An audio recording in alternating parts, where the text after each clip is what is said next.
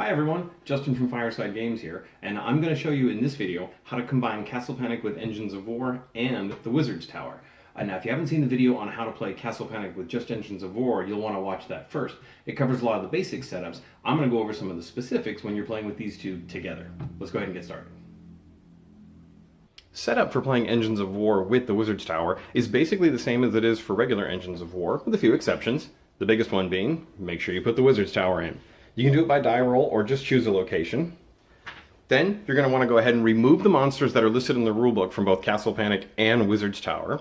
You're going to want to add all the monsters that are included in Engines of War to the monster bag. Then you're going to want to draw your 6 starting monsters. Remember, mega bosses or siege engines, anything like that, go back in the bag. You only want monsters out when you start the game. Then you're going to want to take 3 Harbinger tokens at random, mix those in for your mega boss monsters, just like regular Wizard's Tower. You're also going to want to remove from the Wizard's deck the following cards: Eye of the Oracle, Azrael's Fist, Arcane Assembly, and Thalgar's Blessing. Set those aside by putting them back in the box. They're not included in the game. Lastly, everyone gets a hand of cards. Now the hand size for Wizard's Tower is increased by 1, so instead of starting with the normal 5 cards for a 3 or 4 player game, you're going to start with 6.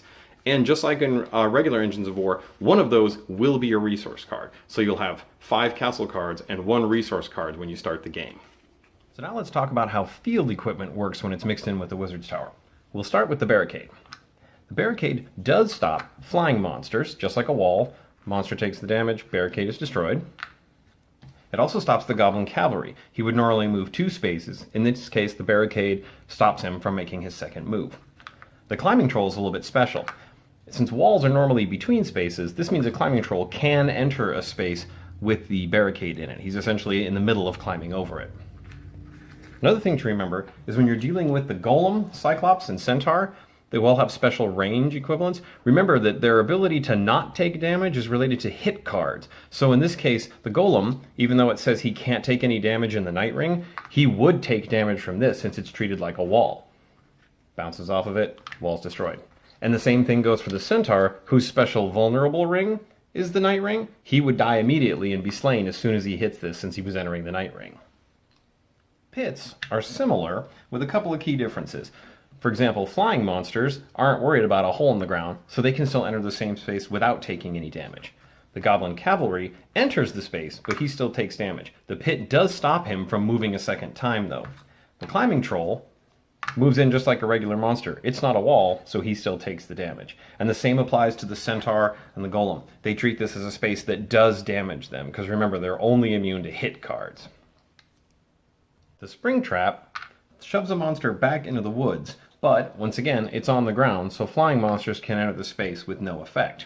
The Climbing Troll, entering it, would be thrown back, just like any other monster. Same with the Goblin Cavalry or any other special variable monsters.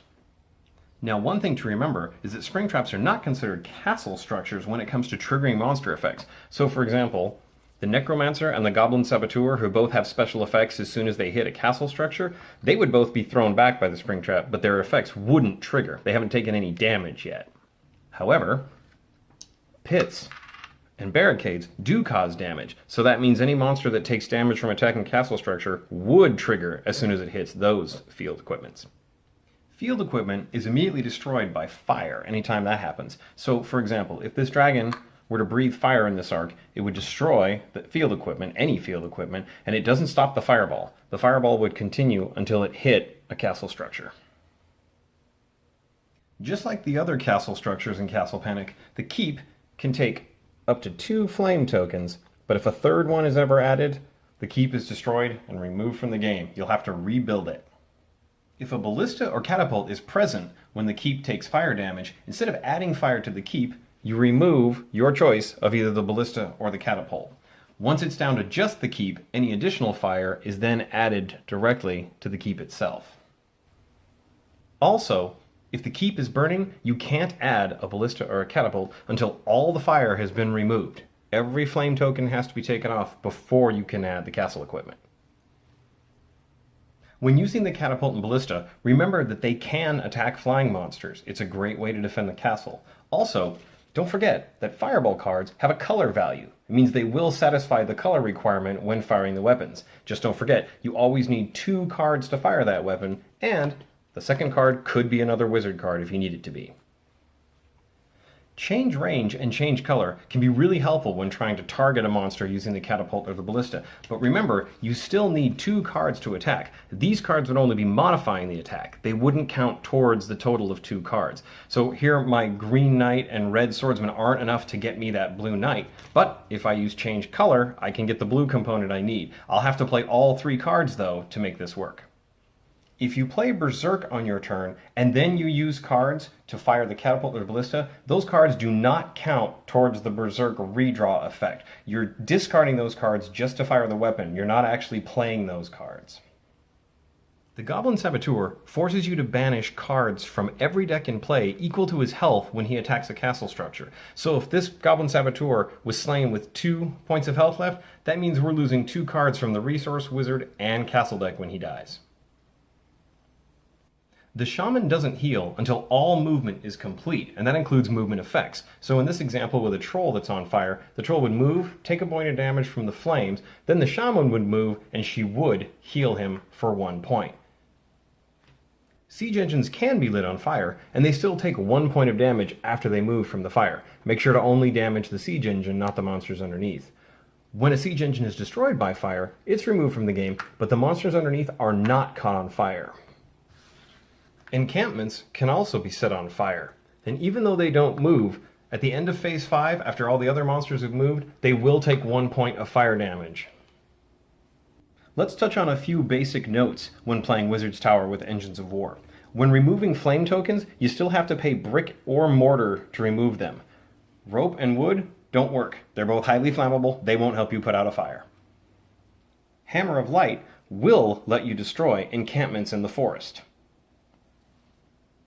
You can use mystical manufacturing to rebuild the keep if it ever gets destroyed. Very handy to have. On the other hand, you can't use Wizard Quake to destroy the keep because it's not associated with a single arc. It would affect both arcs, and that's not how this card works. The Teleport card will let you move field equipment to a different place on the board if you need to.